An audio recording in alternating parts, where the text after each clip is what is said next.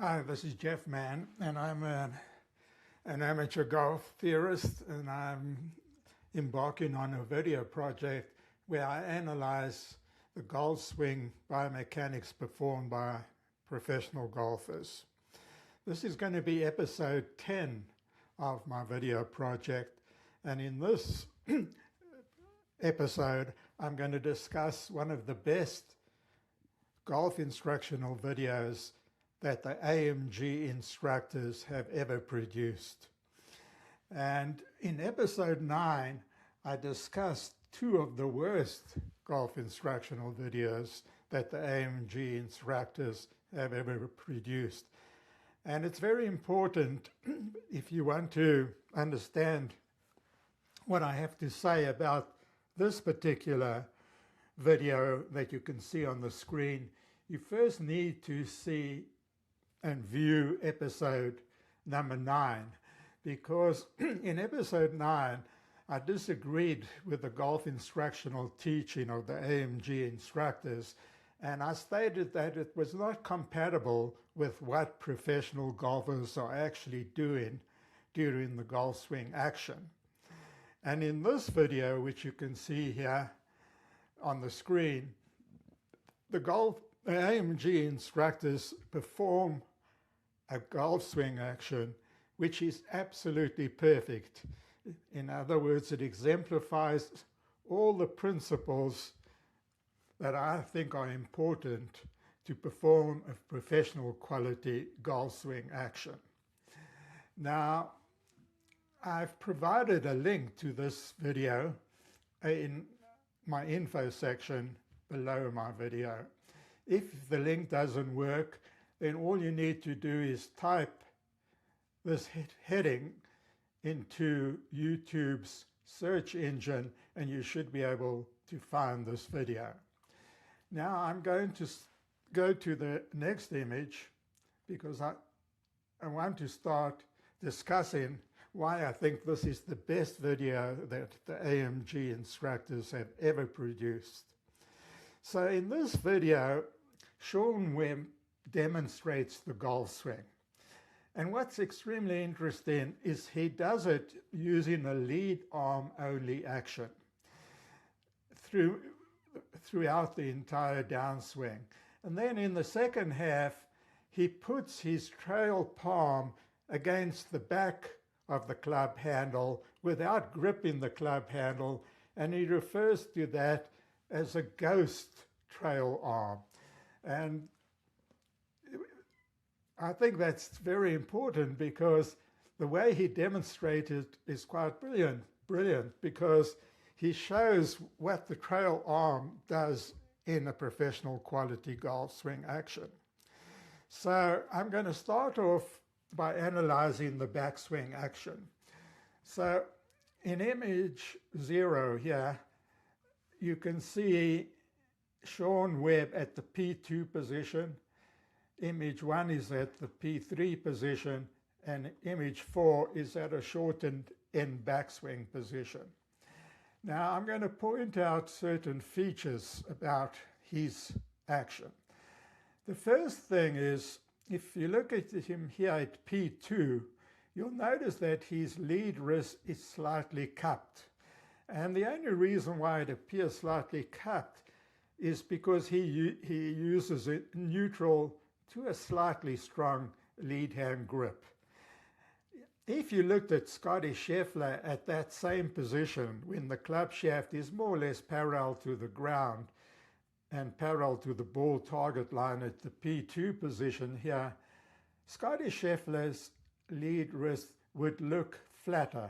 It would look more anatomically flat.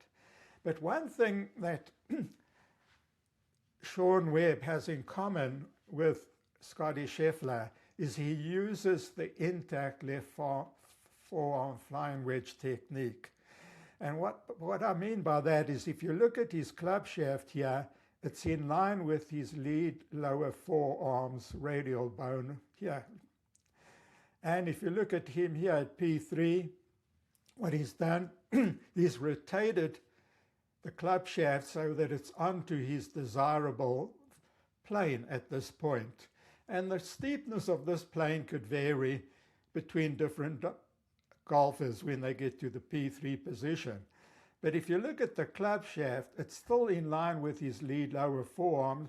So he's maintained an intact left forearm flying wedge and a geometrically flat left wrist. And the same thing applies here at the in backswing position. He still has a geometrically flat left wrist and the club shaft still in line with his lead lower forearm.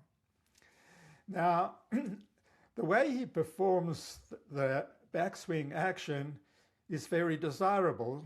So what he does between P1 and P2, he takes the club back more or less parallel to his original shaft plane between P1 and P1.5.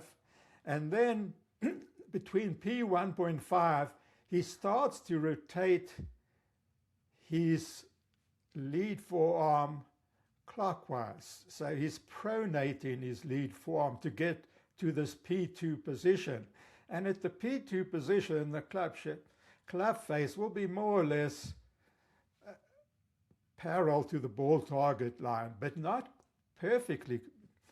And the only reason is when you adopt a neutral or slightly strong lead hand grip at address, the club face will always be slightly close to the back of your lead hand. So if you have a geometrically flat left wrist, like here in image 3, you'll notice if you look at his club face, it's rotated minimally close relative to the back of his geometrically flat left wrist. And that is not due to any hand manipulation, that's just an end product of how you grip the club. Scotty Scheffler at this position, the club face would be parallel to the back of his lead hand because he uses a weak lead hand grip. If you looked at Tommy Fleetwood, who uses a moderately strong lead hand grip at his P3 position, the club face would be more closed relative to the back of his lead hand and to the watch face area of his lead lower forearm, simply due to the fact that he adopts a moderately strong lead hand grip. And that's an important point to note. So if you look at the club face here at the in backswing position, it looks slightly closed, but that is not due to any manipulation. At every moment during the backswing, Shaun Webb maintains a geometrically flat left wrist and an intact left forearm flying wedge. And at every moment when he goes up, the club shaft's on plane. So if you drew a line, imaginary line from the end of the butt end of the club, and it would point more or less at the ball target line. So he's performing what I think is a perfect backswing action. Let's go to the next image. And we're now going to examine how he performs a downswing action. So he's performing a lead arm only downswing action. And it is my belief that most professional golfers perform a lead arm swinging action. And it's induced by the pivot. In other words, as you start the downswing, if you turn your pivot very fast, it can help to catapult the lead arm downwards. But the right arm is not used to power the golf swing. So let's see what he looks like. You can see here in image 1, he's just past the P5 position. And here in image 2, he's at the P6 position. Notice that when he performs his downswing action, he shallowed the club shaft to a lower plane than he was at a comparable position in his backswing action. But notice he still has a geometrically flat left wrist. The club shaft is in line with his lead lower forearm there. And if you look at here when he's at the P6 position, the club shaft's in line with his lead lower forearm.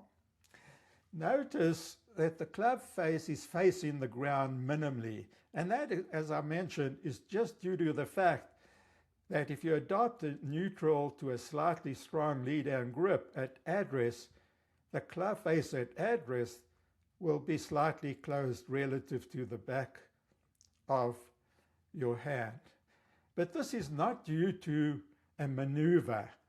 So if you go back to look at episode number 9, where Shaun Webb was promoting the idea of closing the club face early during the downswing by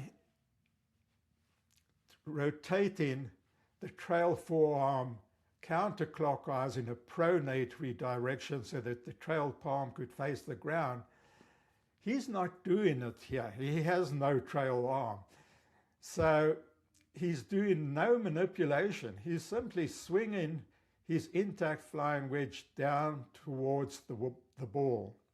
Now let's look at him in these two images, which is face-on images.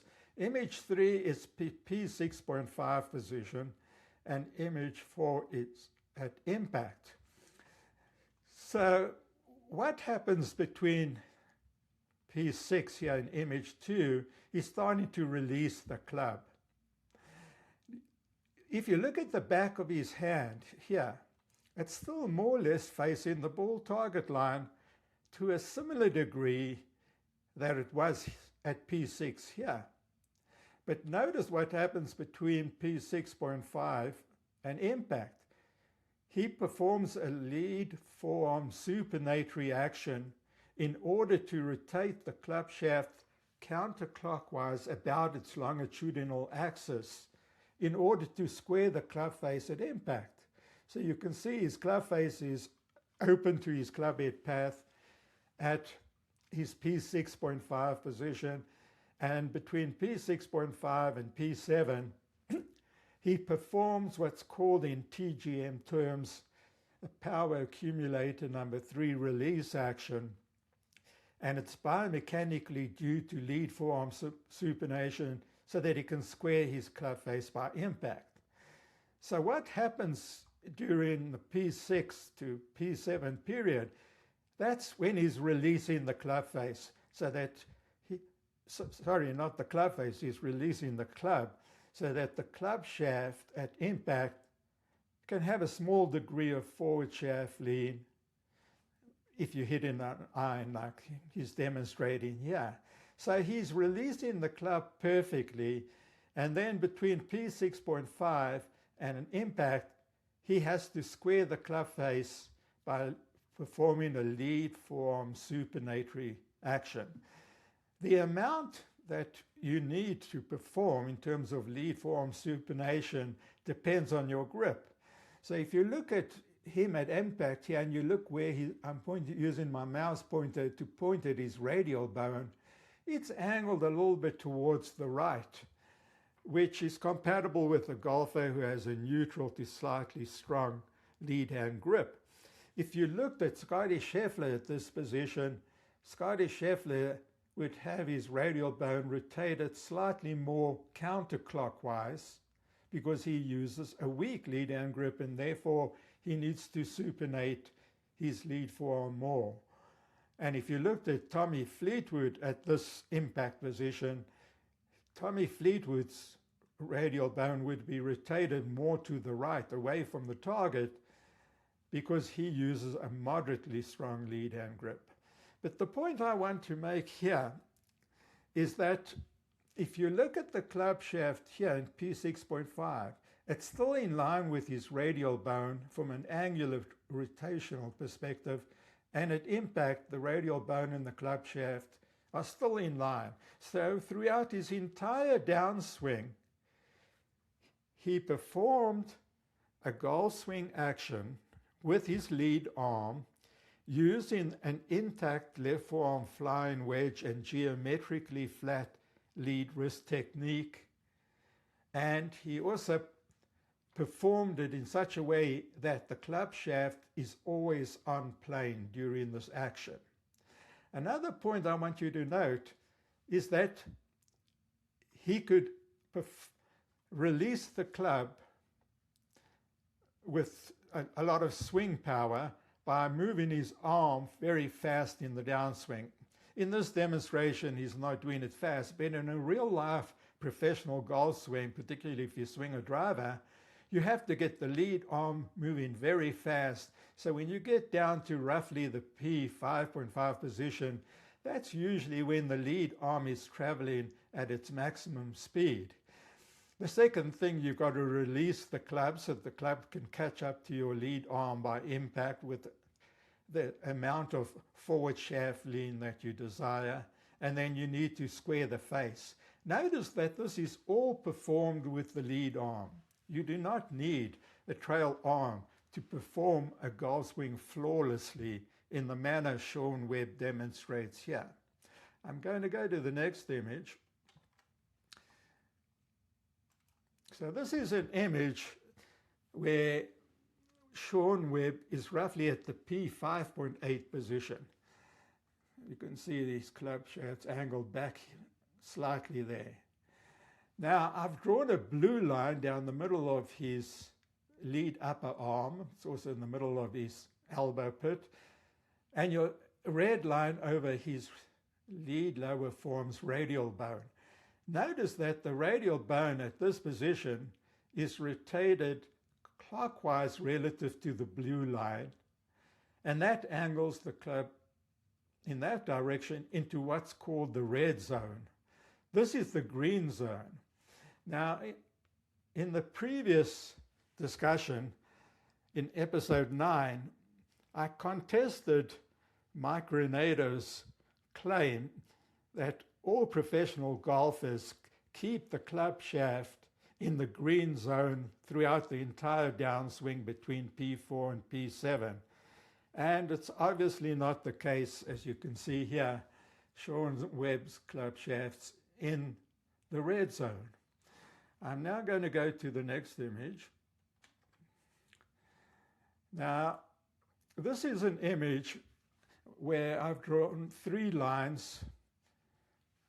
The red line was drawn through his club shaft when he was at the P1 position. That represents the original shaft plane, also called the hand plane. I drew a green line when he was addressed through his elbow, and that represents the elbow plane.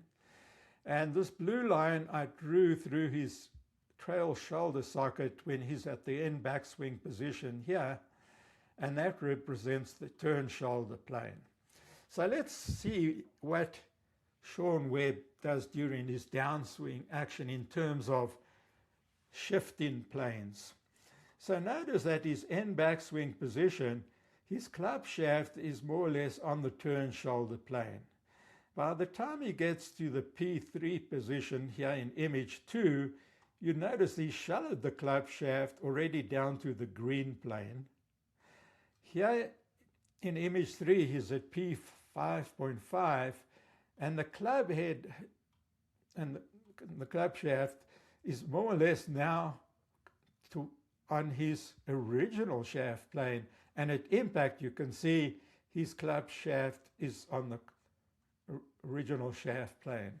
So what he's doing is he is continuously shallowing his club between P4 here in image 1 down to towards his original shaft plane, which he approaches by about P5.5.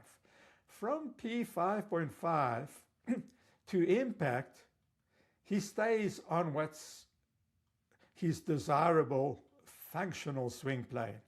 In other words, he has shallowed the club shaft in his downswing action by an amount that he finds to be desirable. And he wants to get onto the functional swing plane between P5.5 and P7. Now I'm going to go to the next image.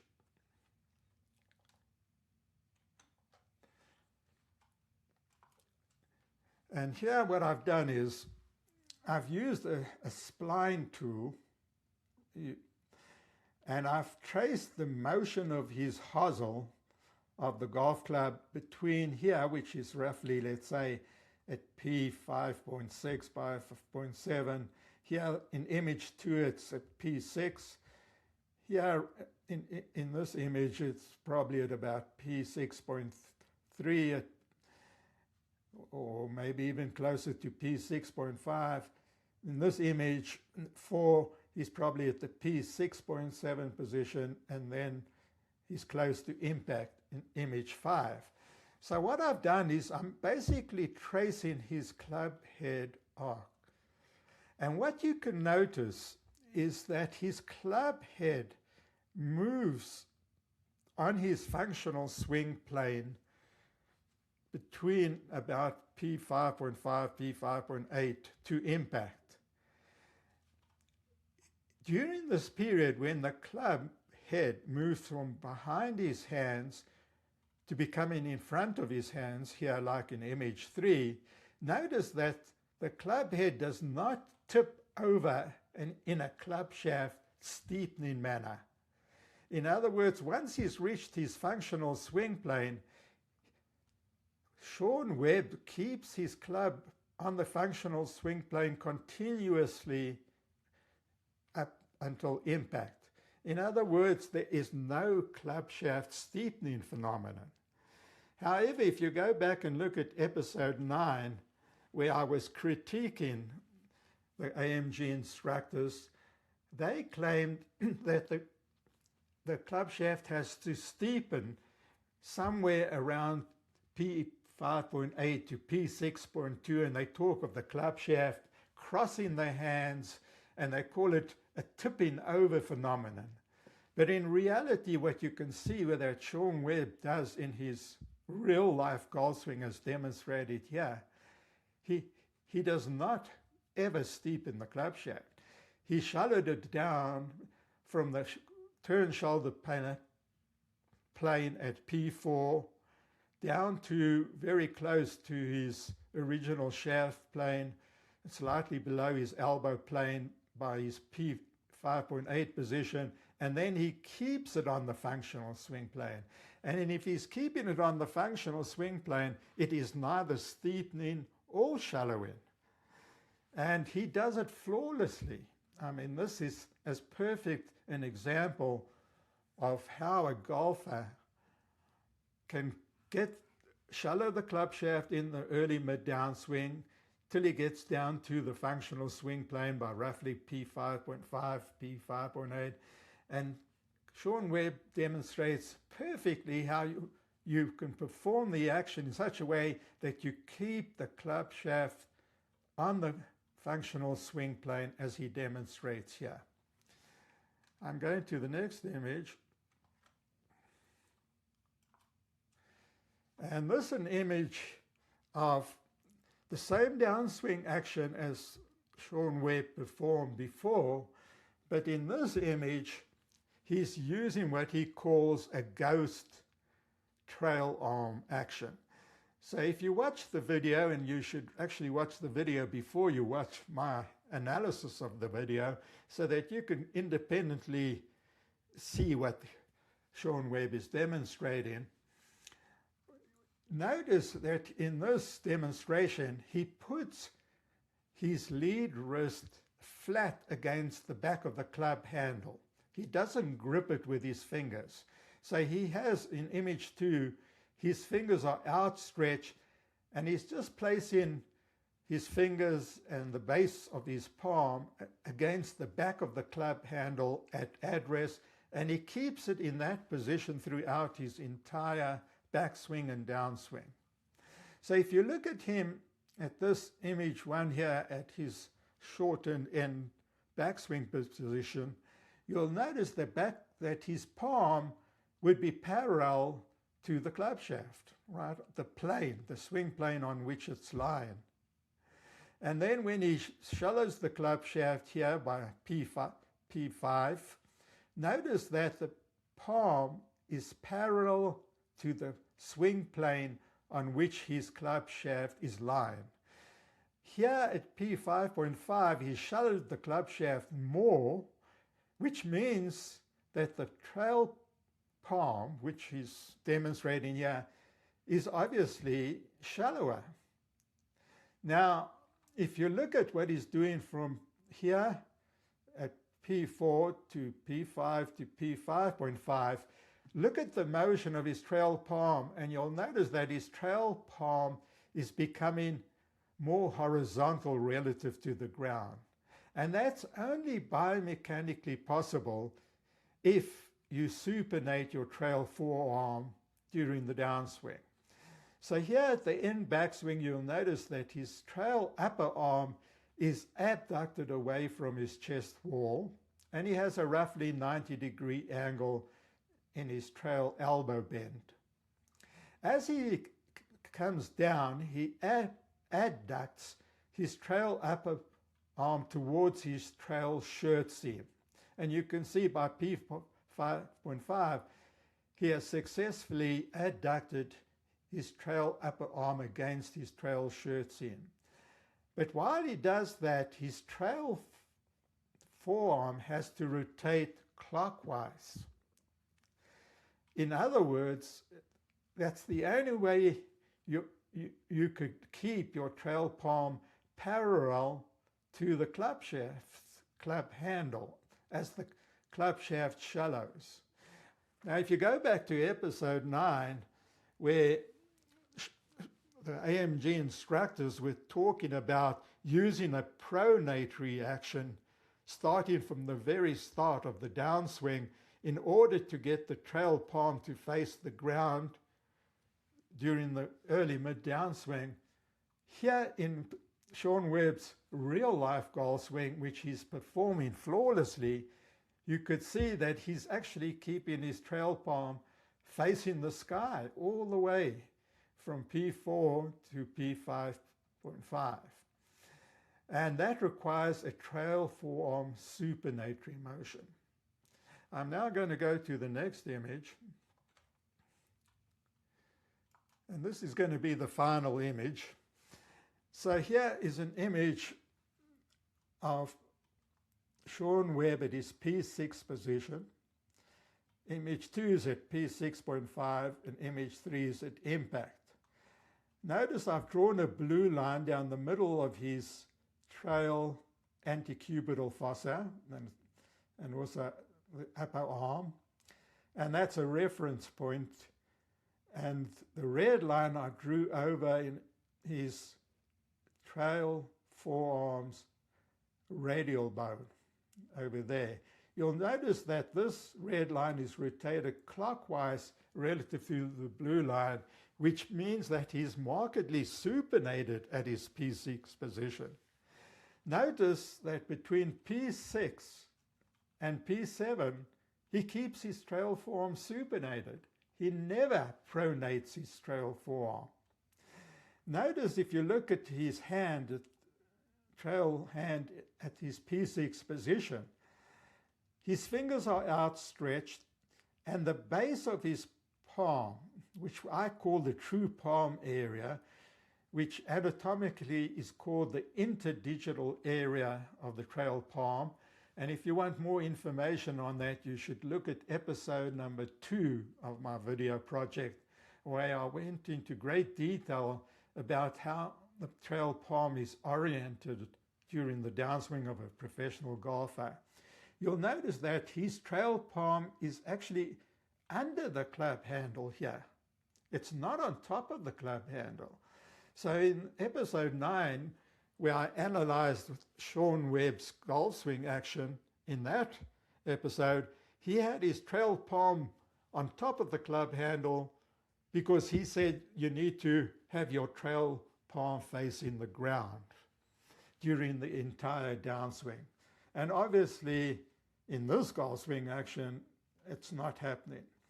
Notice by P6.5 here, the base of his palm here is partially under the club handle and partially behind the club handle.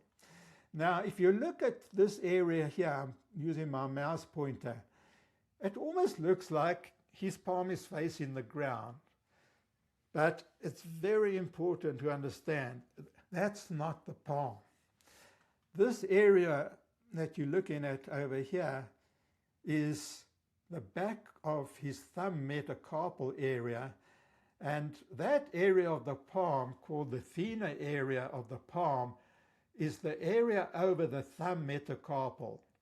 And that thumb area, during your downswing, can be orientated 60 to 90 degrees opposite relative to his trail palm area, the true trail palm.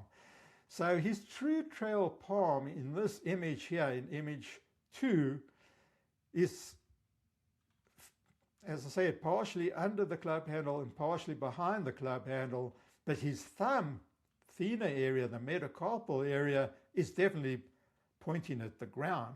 But that's irrelevant because we are interested in what is his palm doing. Now notice at P6.5, his club face is open relative to his club head arc, and by impact it's square. And as I mentioned before, the way that Shaun Webb squares the club face in his golf swing action is by performing a lead forearm supinatory motion where he rotates the back of his hand here in image. You can see it, image P6.5, the back of his hand still looks like it's facing the camera, more or less parallel to the ball target line. And then by impact, you can see the back of his hand is more or less angled towards the target. And you can, if you look at the watch face area of his lead lower forearm, or if you look at his radial bone here, lead lower forearm's radial bone, you can see that he's rotating it counterclockwise in order to square the club face. But notice that while he does that, his trail forearm remains supinated to the same degree. So how does he get his trail palm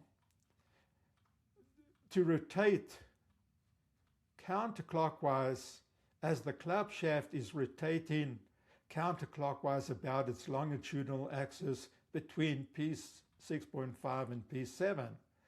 And the correct biomechanical answer is that as he goes from P6.5 to P7, he straightens his trail wrist and allows it to rotate counterclockwise due to a trail wrist circumductory roll motion.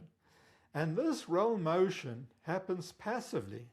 In other words, he's just holding his palm against the back of the club handle. He's not pushing on the club handle. He's not trying to force the club handle to rotate counterclockwise between P6.5 and P7 in order to square the club face. He's doing that with the lead arm.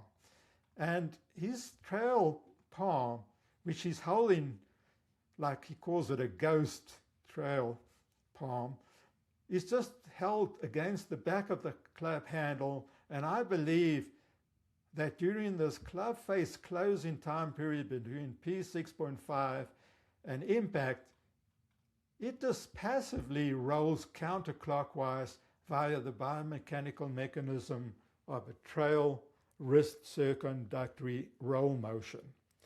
So what I've demonstrated here is an absolutely perfect execution of a golf swing action by Shaun Webb. Now I'm going to stop sharing and I'm going to go back to my webcam.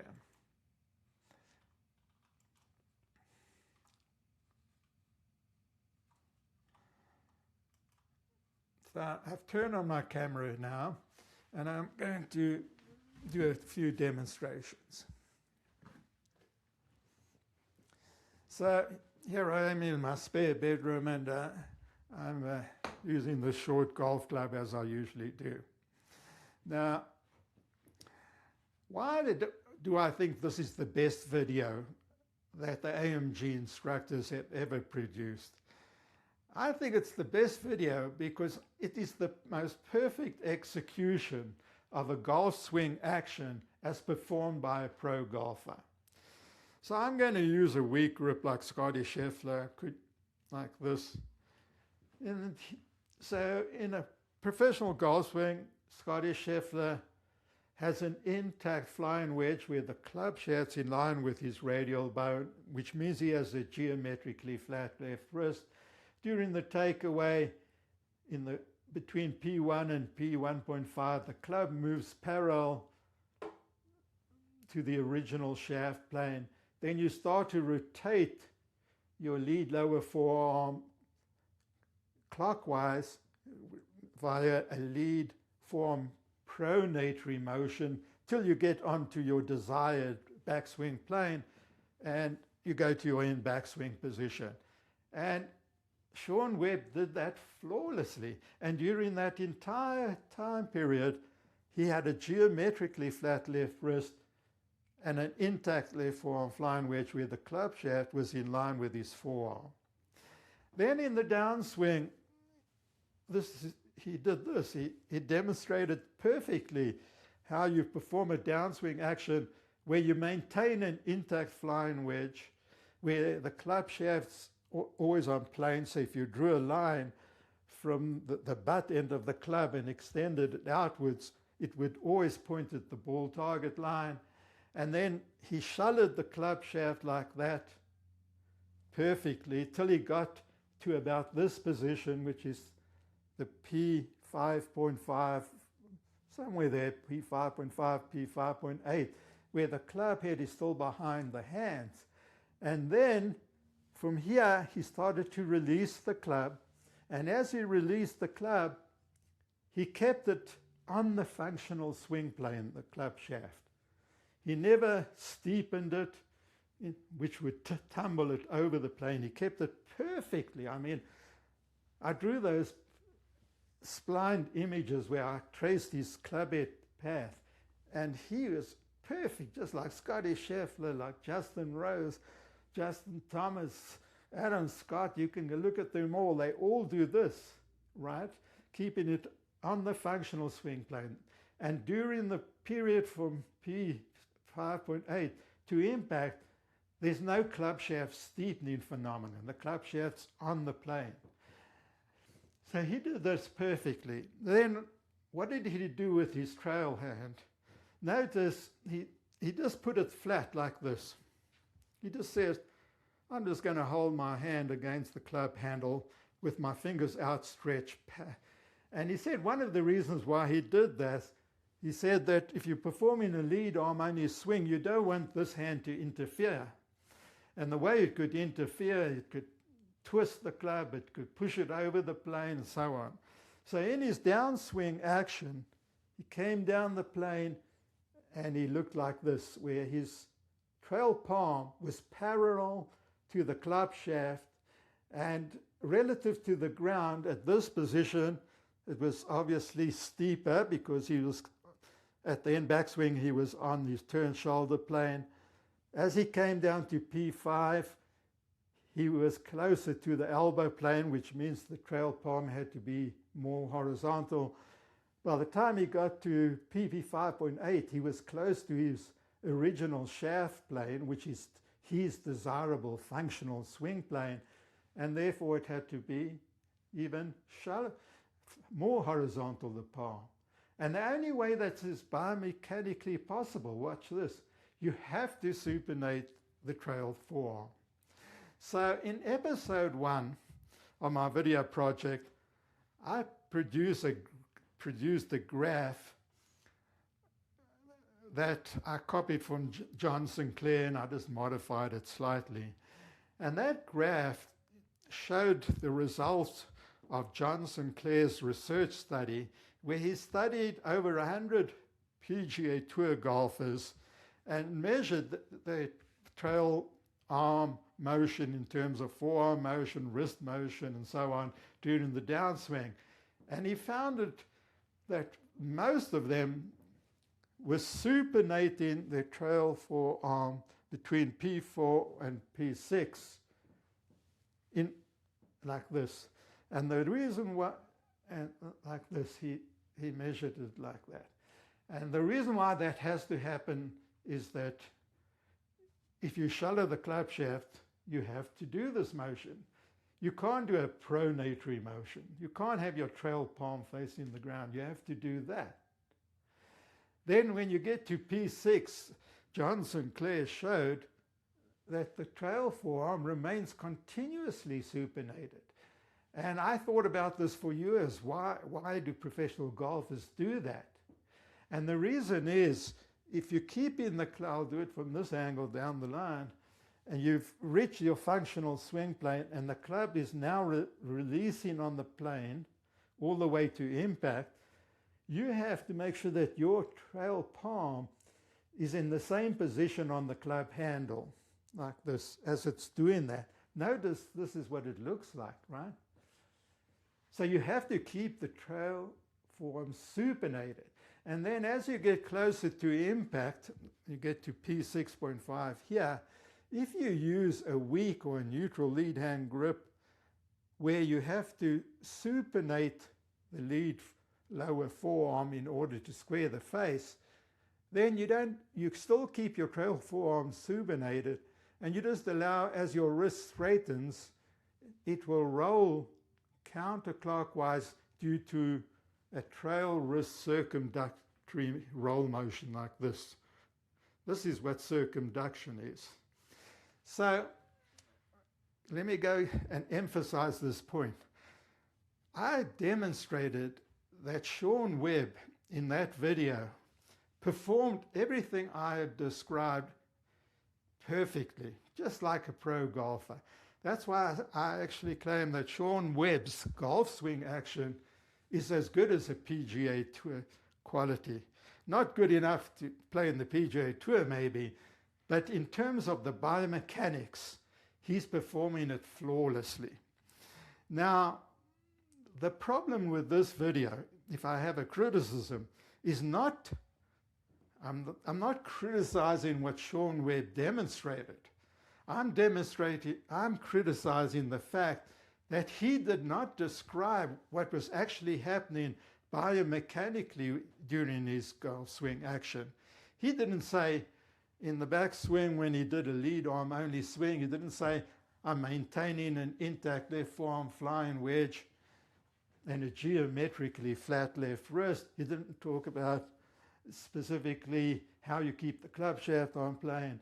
In the downswing, he didn't talk about the club shaft shallow in action and how this trail form has to supinate. He didn't talk about, as the club releases, how you have to keep it supinated. Now, he did it flawlessly, but how would a student golfer who watches his video be able to duplicate what he does with such a great degree of perfection if he doesn't explain what is actually happening biomechanically? So the reason why I've produced this video, specifically analyzing this video, is if you go back to episode 9, where Shaun Webb and Mike Renato, the AMG instructors, were talking about getting your palm to face the ground, pronatory action, and so on. They got it totally wrong. And the reason why I say they got it totally wrong is because if you look at Shaun Webb's demonstration in this video, which I've analyzed, he's not doing anything like that. What he's doing is he's performing a golf swing just like all the PGA Tour golfers, or most of them. I'm sure there's some exceptions to the rule. So I was thinking, here I am, I'm pointing out what Shaun Webb is doing perfectly. So that's why I say this is the best swing video that the AMG instructors have ever produced. But what I think they should do is they should repeat this video multiple times. And in each short video presentation, they need to explain what I've described here. In other words, the intact left forearm flying wedge and geometrically flat left wrist technique is not something I've invented. It's not you might say, if you were a critic of me, you would say, well, why should the AMG instructors talk about this concept which you've invented? because they might say, well, they've got their own ways of describing the golf swing. And what I'm saying is, I didn't invent it. I just invented the description. But where I learned about it is by simply observing what professional golfers are doing. And it's the same point about when I talk how the trail arm moves. It moves like this. You adduct it, you supinate your trail forearm between P4 and P6 in proportion to the need to shallow the club shaft, and then you keep it supinated. I didn't invent this. I just noticed this is, what professional golfers are doing. And then I eventually came up with the idea that the reason why they do it is to keep the club shaft on the functional swing plane. So just imagine that the AMG instructors repeated this video, which I think is an excellent video, but they explained it in much greater detail about how if you perform a golf swing as in the manner that Shaun Webb demonstrated, using all these biomechanical mechanisms, then the viewer who is watching what Shaun Webb is doing would be able to duplicate it. And that would be a tremendous learning experience for their viewers. Now, I am talking here with a great realization that I'm just an amateur golf theorist who has a very small target audience. The number of people who watch my videos could number in the tens or hundreds. By contrast, the AMG instructors have hundreds of thousands of subscribers and viewers, and they could revolutionize the teaching of the golf swing by following my recommendations. In other words, repeat this brilliant video as Shaun Webb demonstrated. You don't have to change anything he did. He did it perfectly. But what the AMG instructors need to do is going to a much greater degree of description of the biomechanics needed to perform everything that Shaun Webb did with such a great degree of perfection. Well, that's my biased opinion, and I'm now going to end this recording.